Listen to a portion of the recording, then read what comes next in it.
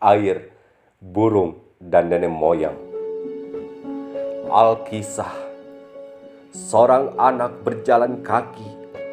Dia sudah berjalan siang dan malam untuk mencari air.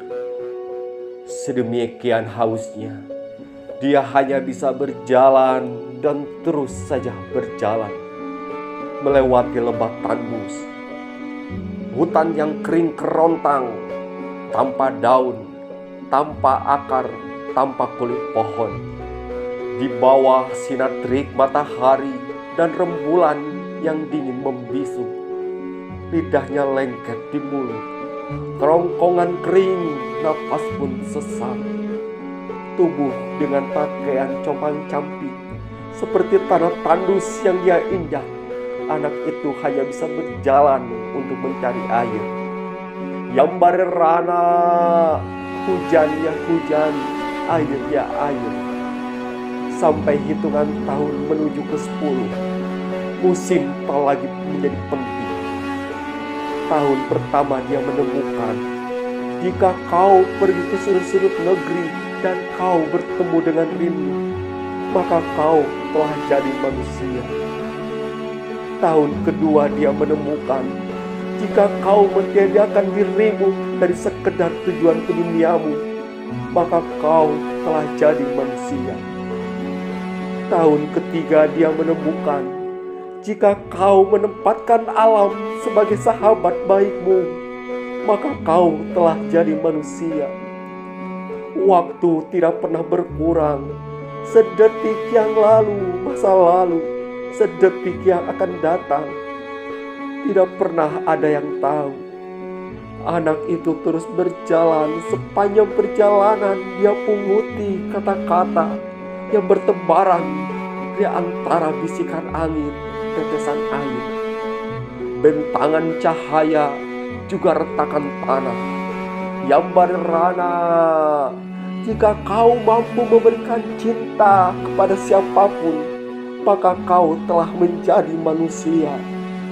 Jika kau senantiasa menjadi murid dari berbagai ilmu, jika kau menempatkan perbedaan sebagai kekayaan, jika kau mampu menunjukkan pintu bagi kehidupan apapun, jika kau menempatkan bangsa manapun sebagai manusia, maka kaulah manusia. Rupanya anak itu telah mampu mendengar gemuruh gunung, suara merdu lautan, dan seperti yang menjadi mimpi terkabullah doanya. Di tahun ke-30, jika jalanmu menanjak, tenagamu haruslah keikhlasan. Di tahun ke-40, jika jalanmu berbatu, keringatmu lah haruslah ketawakalan. Di tahun ke-50, jika jalanmu buntu, napasmu lah harus ketulusan. Jika kau harus kembali dari pengembaraanmu, maka yang kau bawa haruslah kesabaran. Yambare rana, hingga di suatu tempat, tiba-tiba dia melihat danau di kejauhan, danau yang dikelilingi pepohonan hijau. Dengan langkah gontai dia mempercepat langkahnya. Dahaga telah membakar seluruh raganya. Namun baginya, tubuh hanyalah rumah, peradaban adalah jiwanya.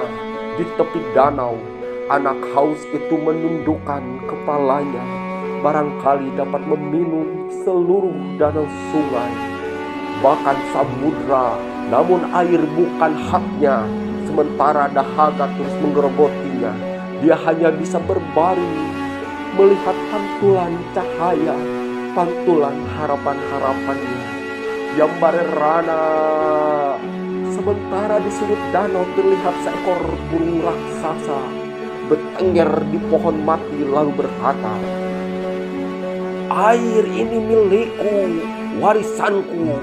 Aku akan mengizinkan kau meminumnya jika kau mampu menjawab pertanyaan-pertanyaanku." Anak itu diam. Dia hanya bisa berdoa untuk rasa takutnya. Kau selalu berdoa untuk melawan kejahatan.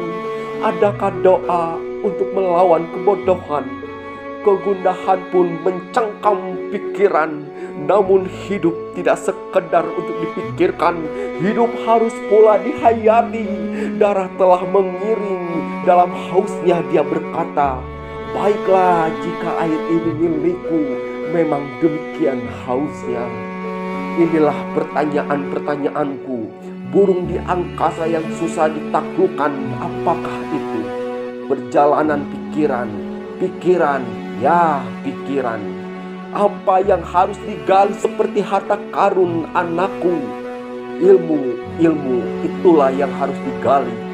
Apa yang mengalir lancar dapat menghilangkan dahaga selamanya, menghidupkan sekaligus mematikan. Kata-kata. Apa yang membuat manusia menjadi tuli, tak dapat mendengar getaran bumi, gemuruh gunung maupun suara merdu pepohonan? Ketidaktahuan. Dewa apa yang mengintai lembah tandus? Dewa air yang siap menghijaukan kembali? Apa rambut leluhur dan dewa-dewa? Pepohonan, kita harus menjaganya. Apakah otot bumi, anakku? Sungai, kita harus arif padanya. Apa keuntungan buah yang ranum, secerah keheningan? Apa yang dapat mencairkan kegelapan malam? Setetes air. Apa yang dapat menimbulkan dahaga seumur hidup? Kebahagiaan. Sumber air yang berbisik menuju samudra, apakah itu? Kasih sayang. Apa yang paling berat membawa sekaligus melaksanakannya? Amanah. Yang Barirana. Tiba-tiba burung itu berubah menjadi sumber cahaya dan menjadi nenek moyangnya. Lalu dia berkata, tubuhmu sudah penuh luka. Jangan berikan luka itu pada yang lain, karena senjatamu adalah cinta. Berikan air itu pada siapapun. Berhalara, karena dari sanalah kita memulai hidup. Di seberang lautan sana ada jiwa kita yang lain. Mereka semua adalah saudara